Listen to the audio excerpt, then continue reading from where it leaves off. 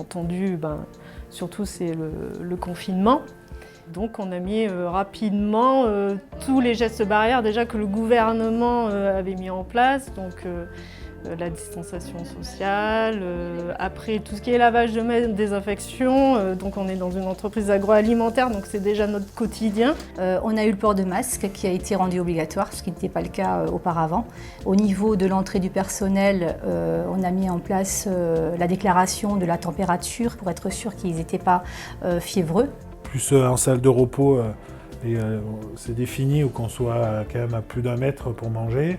Par contre, je désinfecte tout ce que les opérateurs peuvent toucher tous les 4 heures.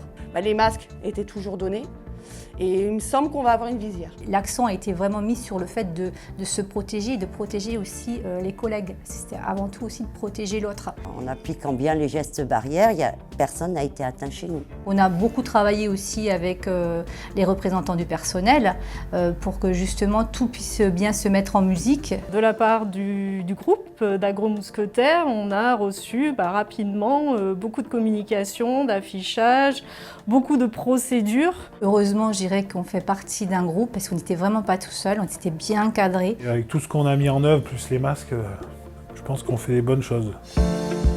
Avec un taux d'absentéisme entre 10 et 15%, on avait forcément des compétences qui étaient moindres par rapport à l'avant-confinement. Il y a quand même eu 2 ou 3 conducteurs de ligne d'arrêtés, donc c'est pas une personne qu'on peut remplacer assez facilement. Et donc on a arrêté une ligne, oui, pour pouvoir assurer la continuité d'activité et assurer les livraisons prévues au niveau des points de vente.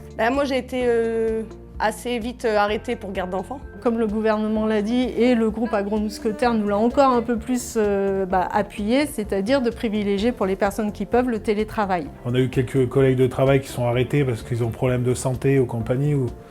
Donc c'est sûr que ça fait toujours peur et pour l'entourage, mais après ça s'est déroulé parfaitement. Il y avait un petit peu d'anxiété au niveau des personnes. On sentait qu'il y avait un peu de peur de venir au travail et le fait d'avoir fait cet aménagement d'horaire, ça a vraiment sécurisé et rassuré les gens.